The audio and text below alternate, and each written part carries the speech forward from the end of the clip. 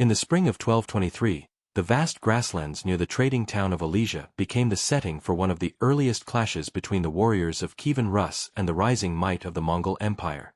The winds swept across open plains, carrying with them the tension of forces meeting for the first time, and here, the warriors of Rus would stand against a storm that had already reshaped much of Central Asia. The Mongols, masters of speed, coordination, and psychological warfare, had expanded westward with relentless precision. Behind them lay a trail of conquered cities, destroyed settlements, and populations decimated by both strategic and ruthless campaigns. Yet, against all odds, the defenders of Rus managed to deliver a rare, unexpected victory. Was this a turning point, or merely a fleeting spark before the vast inferno of Mongol conquest swept through Europe? To understand the significance of this moment, one must trace the movements and strategies that brought the Mongols to the western frontier. The story begins after the capture of Urgench in late 1221, one of the last major strongholds of the Khwarezmian Empire. The fall of this city marked the climax of the Mongol push through Central Asia. Urgench had resisted fiercely, and its destruction was complete. Wealth pillaged, walls razed, and inhabitants slaughtered. This brutal precedent foreshadowed what awaited lands to the west. Genghis Khan, seeing opportunity beyond the Sir Darya, initially tasked his eldest son, Joki, with leading a western campaign into the territories of the Poluftians, also called Cumans or Kipchaks, and eventually into the loosely organized principalities of Eastern Europe. Joki, however, did not undertake this mission, reportedly due to poor health and long-standing tension with his father. Doubts about his legitimacy and his increasingly independent behavior strained their relationship, and he may have personally disagreed with the strategy of pushing further west, preferring consolidation over new conquest. With Joki absent, Genghis Khan delegated the mission to two of his most trusted generals, Subutai and Jebe. Both men were veterans of campaigns in northern China and Central Asia, celebrated for their daring maneuvers, unmatched mobility, and disciplined forces. Their mission, launched in 1222, involved moving into unfamiliar and potentially hostile regions beyond the Islamic world, including the Caucasus and Black Sea steppe. While historians later referred to this as a reconnaissance in force, suggesting it was primarily a scouting mission to test the strength of Western powers, contemporary accounts indicate a far more ambitious objective. According to sources like The Secret History of the Mongols and Rashid al-Din's Chronicles, the generals were instructed not only to gather intelligence but also to decisively defeat the defending forces, dismantle alliances, and secure a path for further Mongol expansion. Their target zones included the highlands of the North Caucasus, the lands of the Poluftians, and eventually deeper into Hungary and Kievan Rus. The campaign unfolded with a combination of military precision and political savvy. The Mongols were masters at turning local disputes to their advantage. In 1222, they exploited divisions among the steppe peoples, persuading the Poluftians to betray their allies, the Alans, in exchange for safety and rewards. This manipulation allowed Mongol forces to defeat each faction separately rather than facing a unified front. By isolating enemies and exploiting rivalries, Subutai and Jebe demonstrated their mastery of psychological warfare, ensuring that resistance crumbled before it could coalesce. The Mongols used the passes of the northern Caucasus to enter the Polopsian steppe, striking swiftly and decisively into territory that had long acted as a buffer between the Christian principalities of Rus and the nomadic powers of the east. In the courts of Kievan Rus, news of the Mongol advance caused alarm, though it was often underestimated. Grand Prince Mstislav Romanovich of Kiev, hearing that Mongol forces had approached the western edge of the steppe, expressed both bravado and a lack of understanding of the Mongol threat. He reassured his princes and boyars that rivers, seas, and natural frontiers would protect their lands, a reflection of the common strategic misjudgment in Europe at the time. What Mstislav and many of his contemporaries failed to grasp was that the Mongols' military system had evolved far beyond the limitations of geography. Mobility, intelligence networks, and psychological tactics allowed them to overcome natural barriers that previous nomadic armies had respected. Rivers and forests offered little protection against an enemy capable of moving hundreds of miles in days and employing cunning diplomacy alongside battlefield mastery. Facing the Mongol threat, the Polopsian Khan Khotan Sututovich recognized the existential danger posed to his people. After the betrayal and defeat of the Alans, Khotan understood that the Mongols would soon turn their attention to his lands. Seeking allies and warning neighbors, he appealed to Prince Mstislav Mistis of Galicia, known for his military skill and bravery, as well as other rulers of southern Rus. His message was stark: "Today our lands fall, tomorrow yours may be taken." The plea was urgent, conveying not just immediate danger but a prediction of the Mongol strategy. It was accompanied by gifts of gold, livestock, and perhaps captives, an effort to solidify alliances through tribute, a common practice on the steppe. Khotan's appeal reflected both desperation and the political realities of the time, where diplomacy was inseparable from displays of wealth and personal bonds.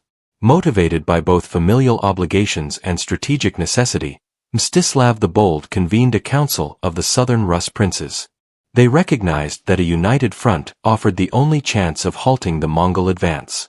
Among those assembled were the three most prominent leaders of the region: Mstislav Romanovich, Grand Prince of Kiev; Mstislav Mistis, Prince of Galicia; and Mstislav Sviatoslavich, Prince of Chernigov.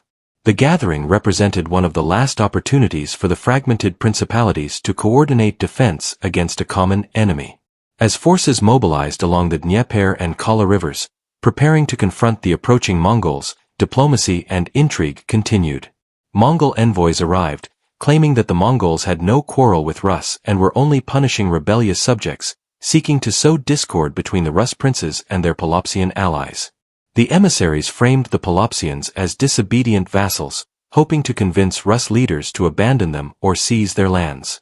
This tactic illustrated the Mongols' dual approach: military force combined with psychological manipulation aimed at weakening unity before combat even began. The princes of Rus, however, rejected the overtures. Despite internal rivalries, they recognized the Mongols as an existential threat. Aware of the consequences of allowing the Pelopsians to fall unchallenged, they sided firmly with their allies. According to some chronicles, they executed the Mongol envoys, a bold and symbolic act that violated Mongol norms and guaranteed retaliation. This decision sealed the fate of the upcoming confrontation, eliminating the possibility of negotiation and committing both sides to open conflict. The Rus princes, now united, prepared to face the Mongol vanguard along the Dnieper's left bank, near the edge of the open steppe. Scouts reported horsemen moving with precise coordination, led by the Mongol commander Gabbek, the advance party of Subutai and Jebe. These men had already demonstrated their capability in the Caucasus and beyond, crossing mountains and deserts, defeating armies, and consolidating power with terrifying efficiency. By this time, the Mongols had completed winter preparations, likely in the Crimean fortress of Sudak. This city, a strategic trading post along the Black Sea, provided shelter, supplies, and a base for intelligence gathering.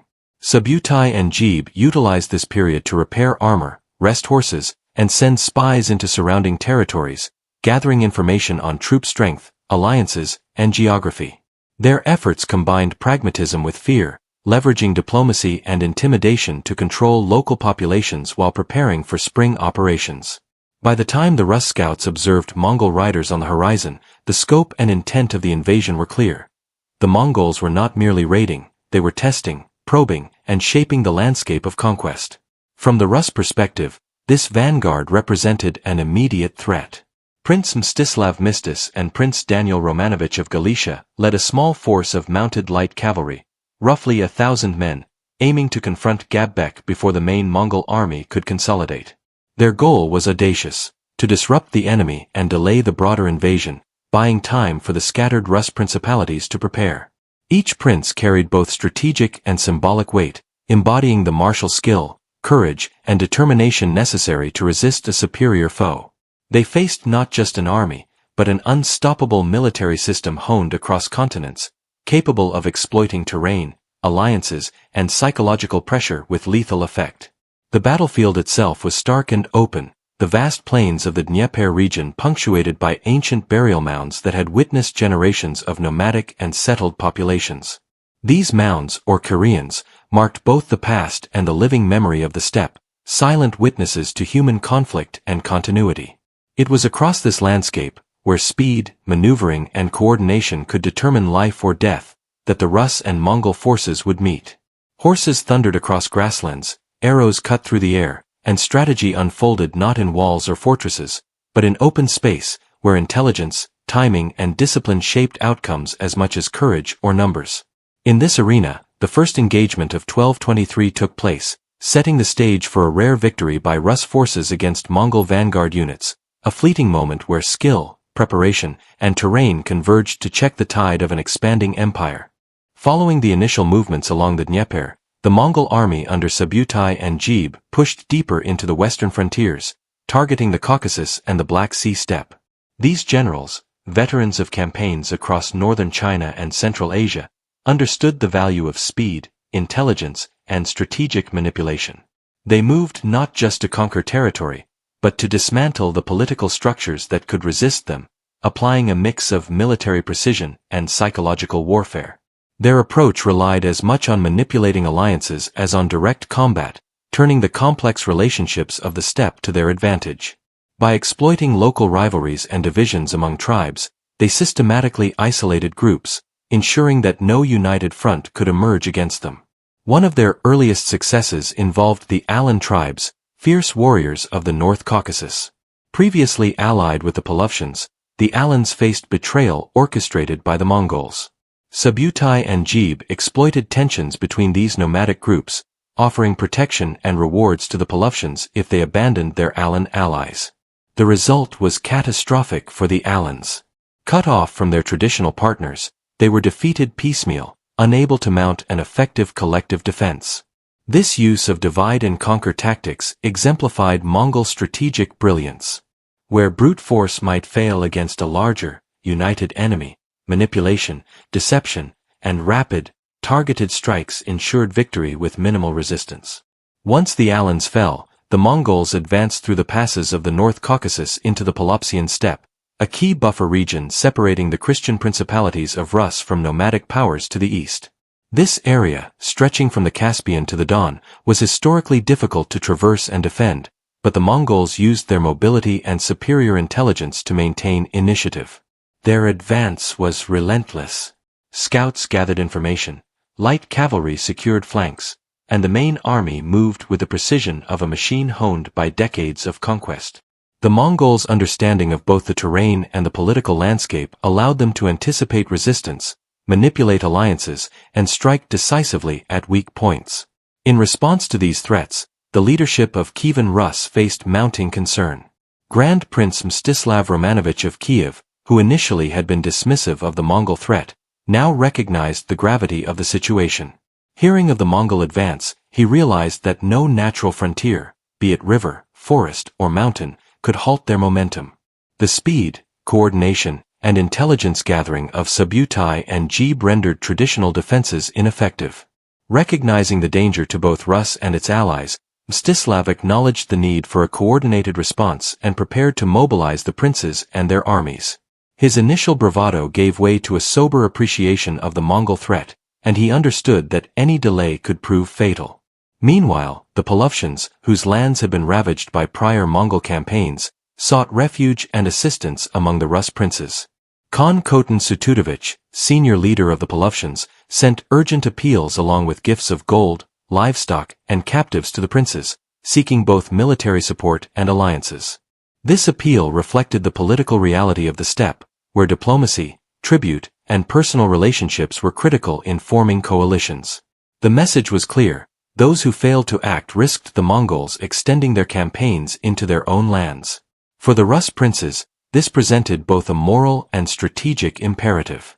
Failing to assist the Poluthians could result in the Mongols acquiring additional cavalry and intelligence, further strengthening their position. Responding to the appeal, the southern Rus princes convened a council in Kiev, assembling the three most influential leaders of the region. Alongside Grand Prince Mstislav Romanovich were Mstislav Mistis of Galicia, known for his courage and tactical skill, and Mstislav Sviatoslavich of Chernigov, whose lands bordered the steppe and would be among the first to encounter the Mongol forces. This council represented a rare moment of unity among the historically fragmented principalities of Rus. Recognizing the necessity of collective action, the princes coordinated their strategies, preparing to confront the Mongol advance along the rivers of the region. Their planning emphasized both the defense of strategic points and the protection of allied populations, including the Poluftians, who were instrumental to the coalition's operational depth. As these preparations unfolded, a Mongol diplomatic maneuver arrived in Kiev. Envoys sent by Subutai and Jebe sought to manipulate the Rus princes, presenting themselves as impartial actors concerned only with punishing rebellious vassals, the Poluftians. Their message urged the Rus to hand over the Poluftians or seize their property, framing their invasion as divinely sanctioned justice rather than a threat to Rus lands. This attempt at psychological manipulation was consistent with Mongol strategy, designed to create hesitation and disunity among their opponents before a single sword was drawn. The generals sought to exploit rivalries, mistrust, and the complicated political landscape to weaken any potential unified resistance. It was an early form of hybrid warfare, blending diplomacy, intimidation, and military pressure to maximize effectiveness. Despite these efforts, the Rus princes remained steadfast. They recognized the Mongols' overture as a threat and an attempt to fracture their alliance with the Poluftians. Rather than comply, the princes executed the Mongol envoys, a bold and symbolic act of defiance that broke the Mongols' attempt at psychological control. This decision was uncharacteristic in the broader context of medieval diplomacy, but served to unify the Rus forces in opposition to the invasion. The killing of envoys ensured that the coming confrontation would be uncompromising. Negotiation was no longer an option, and both sides committed fully to the impending battle. The resolve of the Rus princes reflected an understanding of the existential nature of the Mongol threat. Failure to act could mean total subjugation, loss of territory, and the destruction of political structures throughout the region. With diplomatic channels closed, the Rus and Poluftians moved to consolidate their forces along the Dnieper and Kala rivers, preparing for engagement with the Mongol vanguard led by Gab-Bek. This detachment represented the first forward elements of Subutai and Jebe's larger army, seasoned and battle-hardened, capable of operating independently while maintaining communication with the main force. Gab-Bek's troops had already demonstrated remarkable effectiveness in prior campaigns, and their arrival signaled the beginning of a major clash. The Rus forces, aware of the Mongols' capabilities, prepared defensive positions and coordinated cavalry maneuvers to meet the approaching threat. The terrain, a mix of open steppe, rivers, and ancient burial mounds, was analyzed and used strategically to maximize the effectiveness of their smaller but determined force. Meanwhile, the Mongols had wintered in the Crimean fortress of Sudak, a strategic location along the Black Sea. There, they consolidated resources, gathered intelligence, and prepared for spring operations. Sudak provided shelter, supplies, and a base from which Subutai and Jebe could project power deep into the steppe. Local populations, including traders and villagers, were compelled or persuaded to provide information, supplies, and guidance, integrating the environment into Mongol planning. This careful preparation exemplified their methodical approach. No detail was overlooked, and both logistics and intelligence were managed with precision. By the time the Mongols re-emerged from winter quarters, their forces were organized, informed, and ready to engage, underscoring the scale and sophistication of the campaign. At this stage, the Rus commanders faced a formidable challenge. The Mongols were not merely an approaching army, they represented a military system honed over centuries, capable of combining mobility, strategic deception, and psychological pressure. Prince Mistis of Galicia and Prince Daniel Romanovich led a contingent of mounted light cavalry, skilled in rapid strikes and pursuit, seeking to delay and disrupt Gab-Bek's vanguard before it could link with the main army.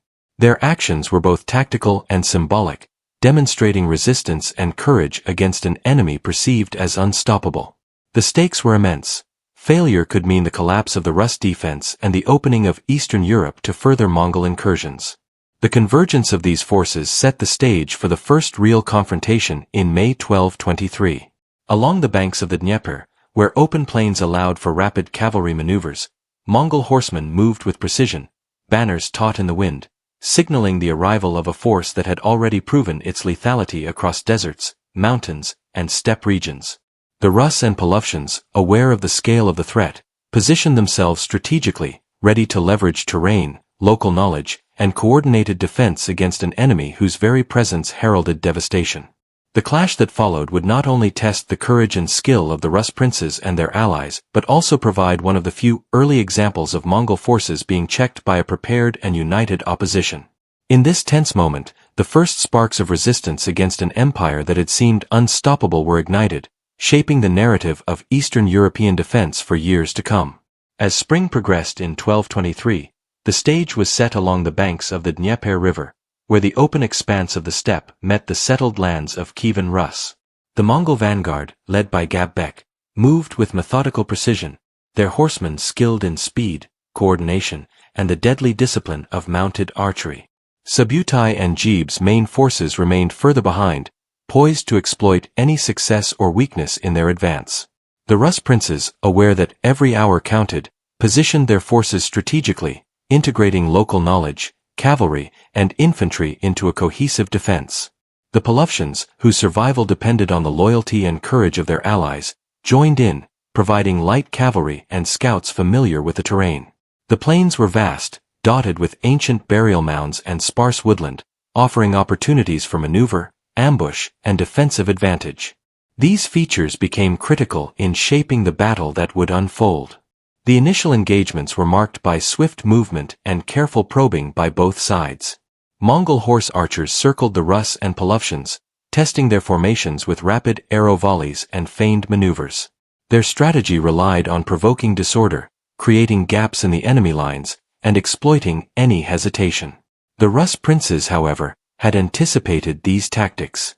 They held their positions, deploying spearmen and infantry to form solid lines while their cavalry prepared to intercept flanking maneuvers. Crossbows and archers were positioned to cover potential blind spots and reinforce threatened sectors. Discipline and coordination allowed the defenders to absorb the initial Mongol assaults without collapsing, demonstrating both preparation and tactical insight. Unlike other steppe armies that might panic under such pressure, the Rus-Bolovian coalition remained composed, ready to counterattack at the right moment. The Mongols, recognizing the resilience of the defenders, attempted to use their signature tactic of psychological manipulation. Envoys and messages had already sought to sow distrust, but the execution on the battlefield continued the same approach. Gabek's forces feigned retreats, hoping to lure the Rus into breaking formation.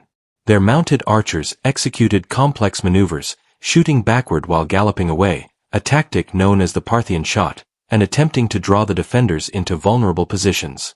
Each feint tested the discipline and judgment of the Rus commanders, requiring constant coordination and communication to prevent overextension.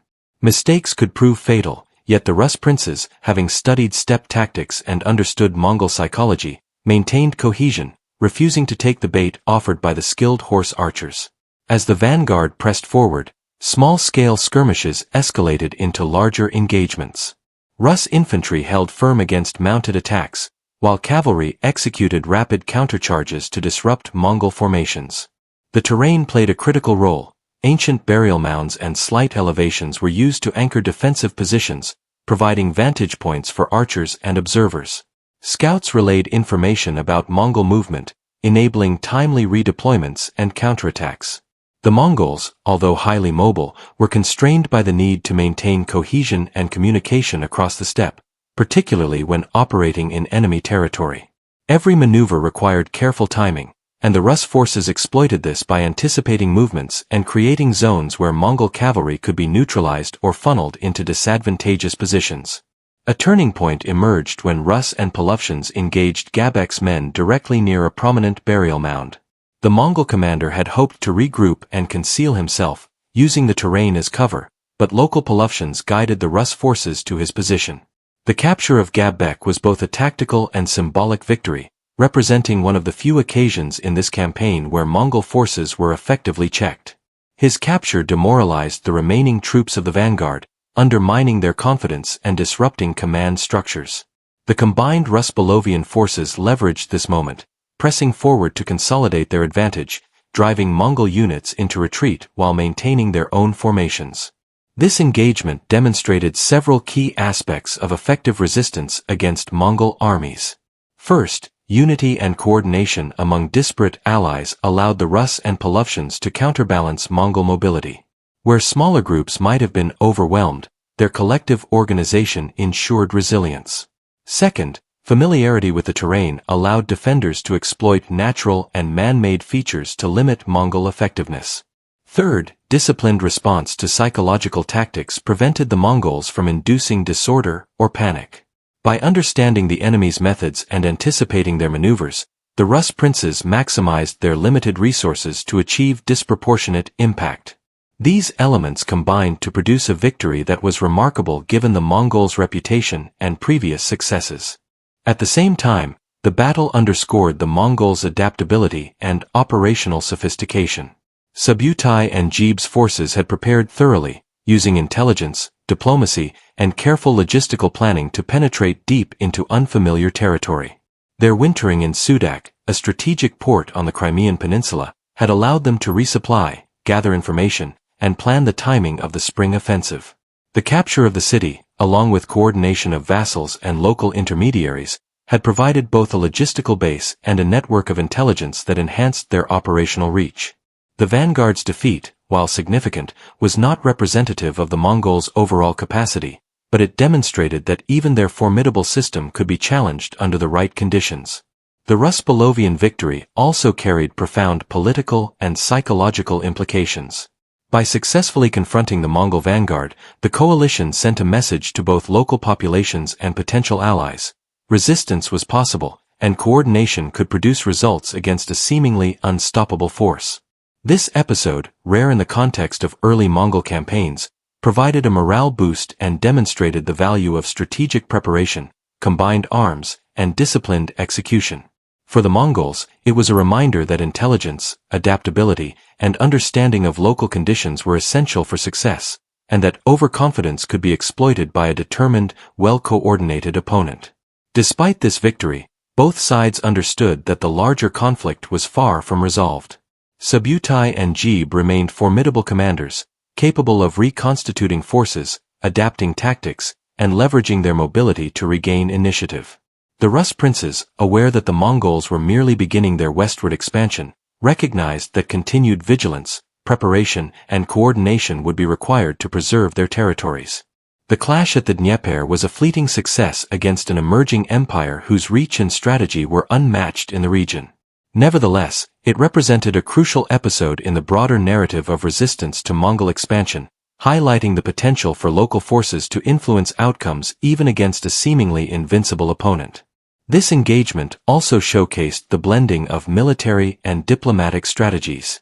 The Rus princes' decision to unite, the Polovshians' willingness to cooperate despite previous betrayals, and the calculated refusal to yield to Mongol demands exemplified how alliances and political acumen could shape battlefield outcomes. The use of terrain, coordinated maneuvers, and tactical foresight created conditions in which the Mongol vanguard was vulnerable, despite its reputation for rapid and devastating campaigns. The victory was not absolute, it was limited in scope, but it demonstrated that with preparation, unity, and understanding of enemy methods, even one of history's most formidable military systems could be temporarily checked. By the end of this engagement, the Rus-Bolovian forces had achieved a rare tactical success. Mongol units retreated, command cohesion was disrupted, and one of their leaders, Gab-Bek, was captured and executed according to steppe practices by the Polovshians. This momentary disruption provided both practical and symbolic advantages for the Rus coalition. While the larger Mongol threat remained, this episode preserved crucial territories, delayed further incursions, and demonstrated the potential impact of strategy, terrain, and disciplined action in countering an otherwise overwhelming opponent. It remains one of the earliest recorded instances where local forces successfully repelled a Mongol advance, and its lessons resonate in the study of medieval warfare and the dynamics of steppe empires. The aftermath of the 1223 engagement near the Dnieper River left a profound mark on the region. The Rus-Bolovian coalition had achieved a rare and symbolic victory against the Mongol vanguard, a force renowned across the steppe for its speed, discipline, and tactical genius.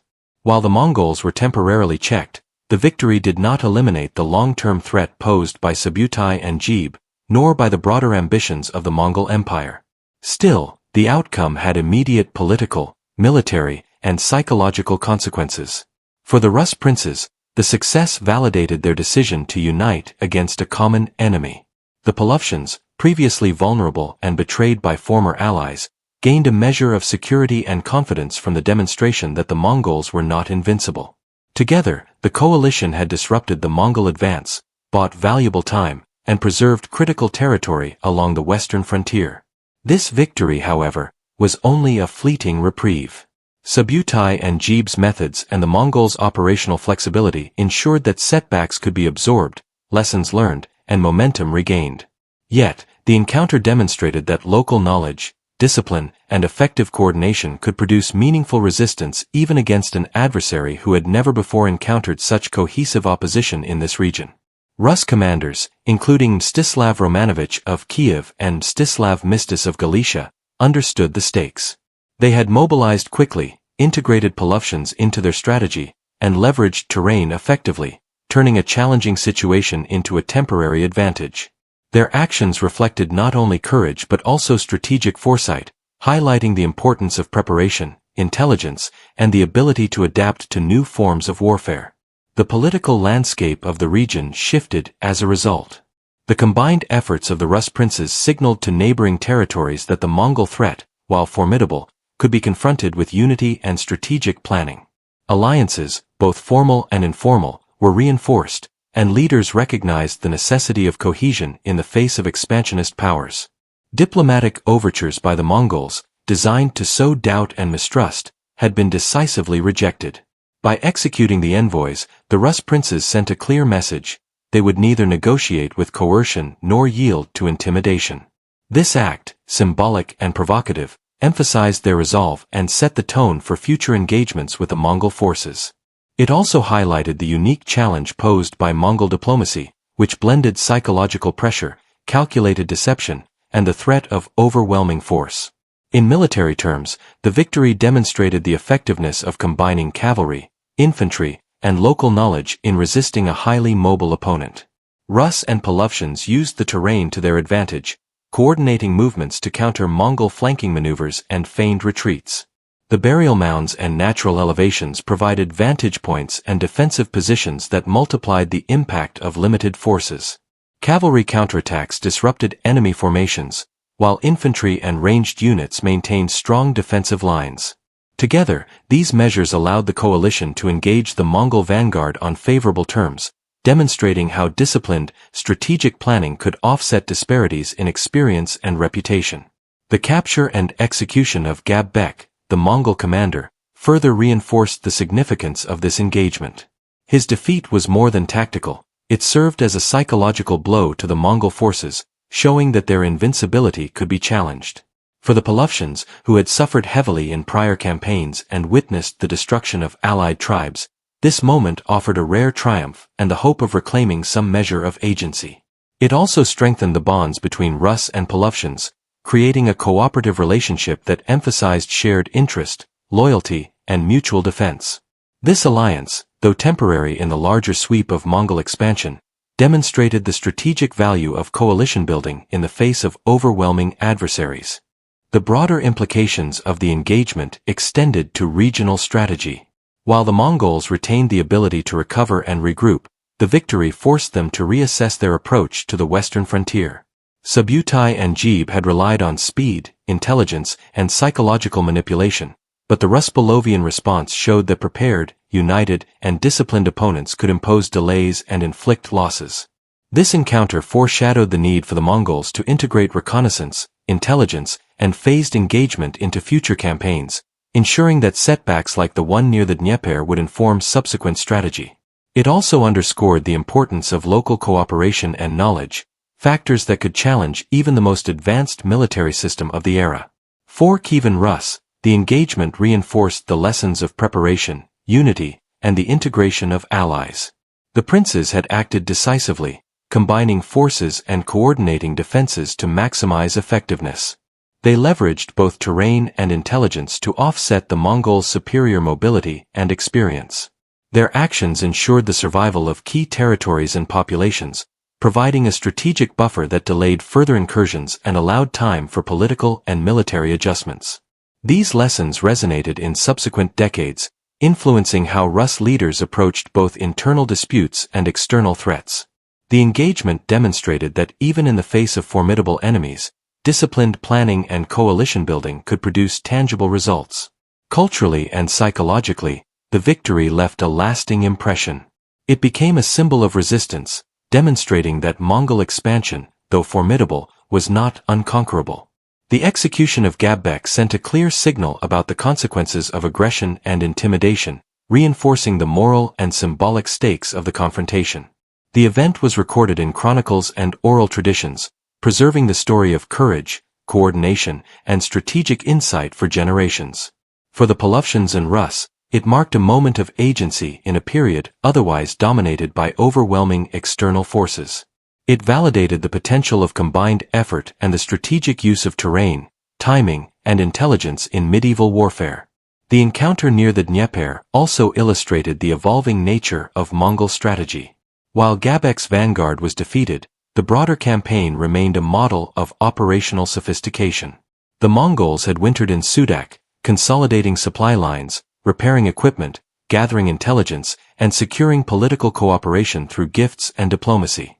Their approach combined psychological pressure with logistical planning, reflecting a highly adaptable military system capable of adjusting to setbacks. This flexibility ensured that temporary defeats did not derail the overall strategic objectives of the empire, highlighting both the resilience and the operational depth of the Mongol military. In conclusion, the engagement of 1223 was a rare instance of local forces successfully resisting part of the Mongol advance. The Rus princes, leveraging unity, terrain, and strategic coordination with the Polovtians, were able to disrupt the Mongol vanguard, capture a key commander, and inflict meaningful losses. While the Mongols remained a formidable force and would continue their expansion, this encounter demonstrated the potential of well-prepared, disciplined, and coordinated defense against even the most advanced military systems. It was a lesson in coalition building, strategic foresight, and the integration of military and political tools to preserve territory and autonomy. For the peoples of Rus and the steppe, it was a fleeting but significant victory, a demonstration that courage, preparation, and unity could, at least temporarily, check the tide of an empire in motion. The battle near the Dnieper and the actions of Mstislav, Mistis, and their allies remain a testament to the potential for organized resistance, shaping the historical narrative of Mongol encounters in Eastern Europe and providing lessons for generations of military and political leaders.